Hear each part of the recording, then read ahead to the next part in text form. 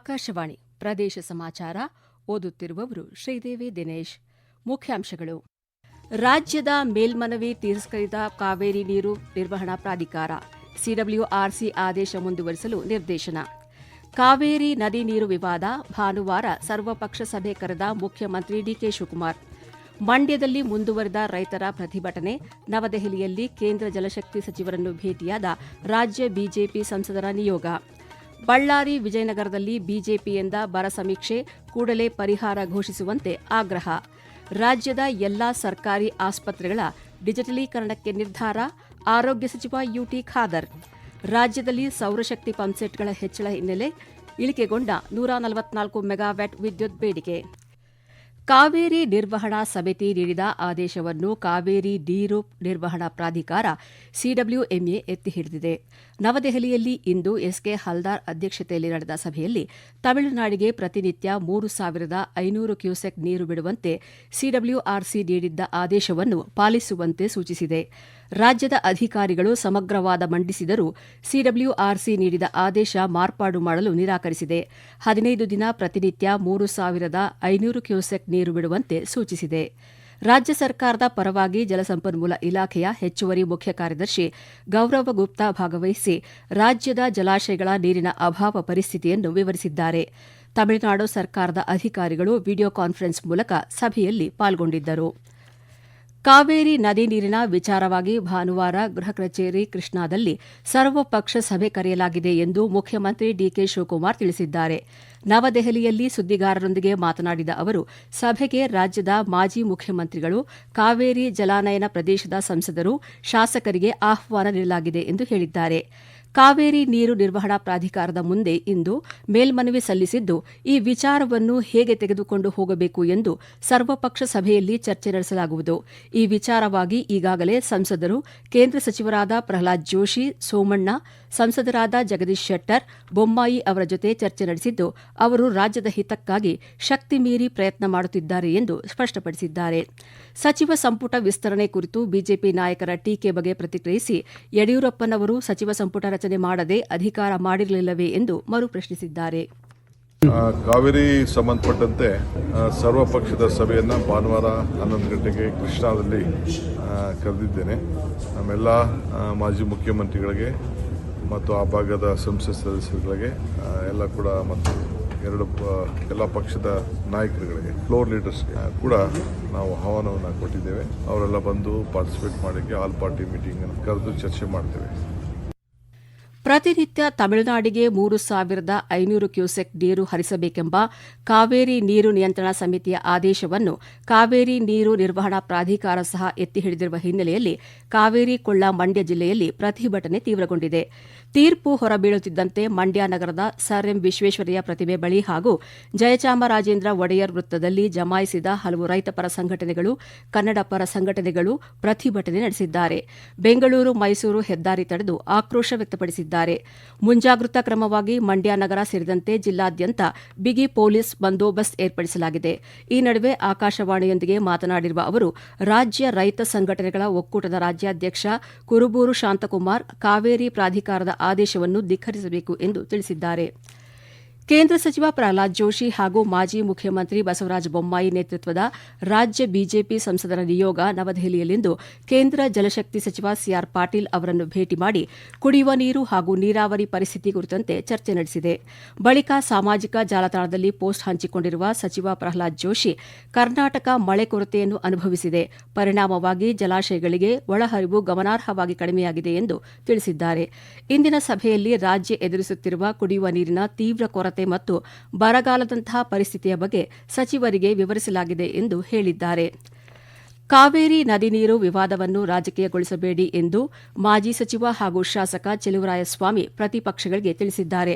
ಬೆಂಗಳೂರಿನಲ್ಲಿ ಇಂದು ಮಂಡ್ಯ ಭಾಗದ ಶಾಸಕರ ಜೊತೆ ಸುದ್ದಿಗಾರರೊಂದಿಗೆ ಮಾತನಾಡಿದ ಅವರು, ರಾಜ್ಯದ ಜನರಿಗೆ ಕುಡಿಯುವ ನೀರನ್ನು ರಕ್ಷಿಸುವುದು ಸರ್ಕಾರದ ಪ್ರಮುಖ ಆದ್ಯತೆಯಾಗಿದೆ ಎಂದು ಹೇಳಿದ್ದಾರೆ.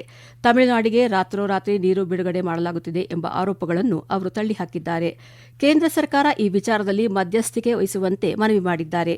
ಸರ್ಕಾರ ವಿವಾದ ನಿಭಾಯಿಸುತ್ತಿದ್ದು, ಕನ್ನಡ ಸಂಘಟನೆಗಳು, ರೈತರು, ಸಾರ್ವಜನಿಕರು ತಾಳ್ಮೆಯಿಂದಿದ್ದು ಸಹಕರಿಸುವಂತೆ ಮನವಿ ಮಾಡಿದ್ದಾರೆ. ಪ್ರದೇಶ ಸಮಾಚಾರ ಕೇಳುತ್ತಿದ್ದೀರಿ.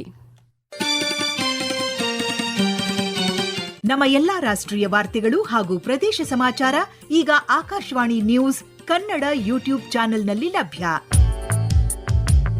ನಮ್ಮ ಎಕ್ಸ್ ಖಾತೆ ಮತ್ತು ಇನ್ಸ್ಟಾಗ್ರಾಂ ಖಾತೆ ಆಕಾಶವಾಣಿ ನ್ಯೂಸ್ ಕನ್ನಡ. ಹೆಚ್ಚಿನ ಮಾಹಿತಿಗಾಗಿ ನಮ್ಮ ಫೇಸ್ಬುಕ್ ಖಾತೆ AIR ಕನ್ನಡ ನ್ಯೂಸ್ ಅನುಸರಿಸಿ. ಮಾಹಿತಿಯ ಹೂರಣ ವಾರದ ಕಾರ್ಯಕ್ರಮ ಪ್ರಚಲಿತ ವಿದ್ಯಮಾನ ಪ್ರತಿ ಬುಧವಾರ 9:15.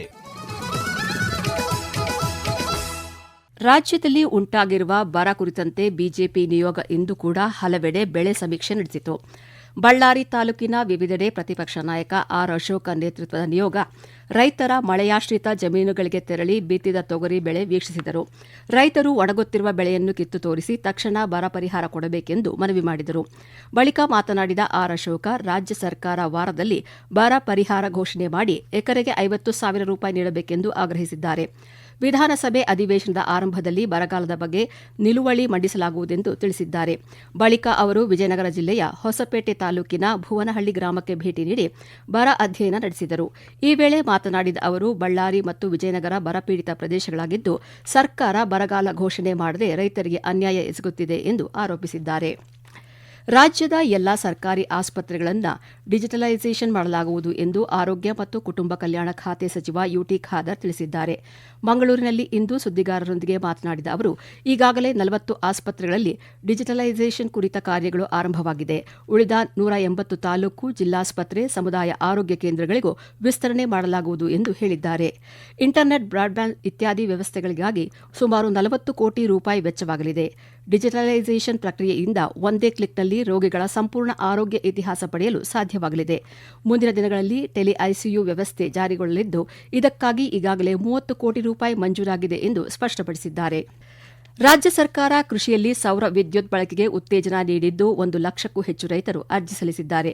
ಪ್ರಸ್ತುತ ರಾಜ್ಯದಲ್ಲಿ 27,700ಕ್ಕೂ ಹೆಚ್ಚು ಸೌರ ಕೃಷಿ ಪಂಪ್ಸೆಟ್ಗಳು ಕಾರ್ಯಾರಂಭ ಮಾಡಿದ್ದು, ಸುಮಾರು 144 ಮೆಗಾವ್ಯಾಟ್ ಗ್ರಿಡ್ ವಿದ್ಯುತ್ ಬೇಡಿಕೆ ಕಡಿಮೆಯಾಗಿದೆ ಎಂದು ಇಂಧನ ಸಚಿವ ಕೆಜೆ ಜಾರ್ಜ್ ತಿಳಿಸಿದ್ದಾರೆ.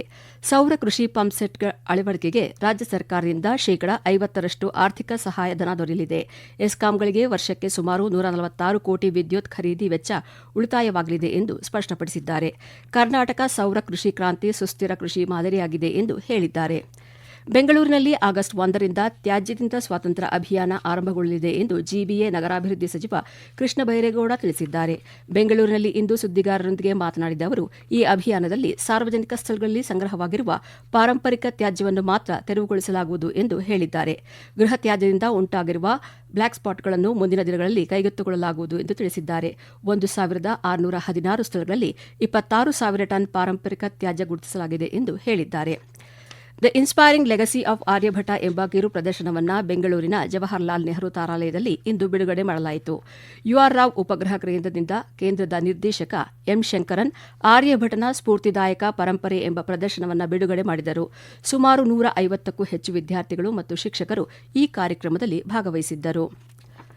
ಭಾರತ ಸರ್ಕಾರದ ವಾರ್ತಾ ಶಾಖೆ ಹಾಗೂ ಚಾಮರಾಜನಗರ ಜಿಲ್ಲಾಡಳಿತ, ಜಿಲ್ಲಾ ಪಂಚಾಯಿತಿ, ವಾರ್ತಾ ಮತ್ತು ಸಾರ್ವಜನಿಕ ಸಂಪರ್ಕ ಇಲಾಖೆ ಸಂಯುಕ್ತ ಆಶ್ರಯದಲ್ಲಿ ಕೇಂದ್ರ ಪುರಸ್ಕೃತ ಯೋಜನೆಗಳ ಕುರಿತು ಮಾಧ್ಯಮ ಪ್ರತಿನಿಧಿಗಳಿಗೆ ವಾರ್ತಾಲಾಪ ಕಾರ್ಯಾಗಾರ ನಡೆಯಿತು.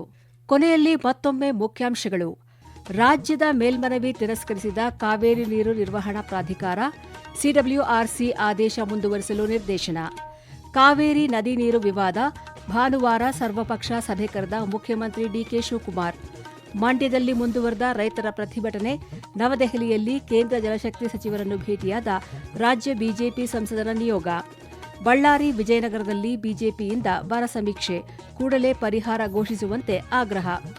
ರಾಜ್ಯದ ಎಲ್ಲಾ ಸರ್ಕಾರಿ ಆಸ್ಪತ್ರೆಗಳ ಡಿಜಿಟಲೀಕರಣಕ್ಕೆ ನಿರ್ಧಾರ, ಆರೋಗ್ಯ ಸಚಿವ ಯುಟಿ ಖಾದರ್. ರಾಜ್ಯದಲ್ಲಿ ಸೌರಶಕ್ತಿ ಪಂಪ್ಸೆಟ್ಗಳ ಹೆಚ್ಚಳ ಹಿನ್ನೆಲೆ ಇಳಿಕೆಗೊಂಡ 144 ಮೆಗಾವ್ಯಾಟ್ ವಿದ್ಯುತ್ ಬೇಡಿಕೆ. ಇಲ್ಲಿಗೆ ಪ್ರದೇಶ ಸಮಾಚಾರ ಮುಗಿಯಿತು. ನಮ್ಮ ಮುಂದಿನ ವಾರ್ತಾ ಪ್ರಸಾರ ರಾತ್ರಿ 7:35 ನಿಮಿಷಕ್ಕೆ.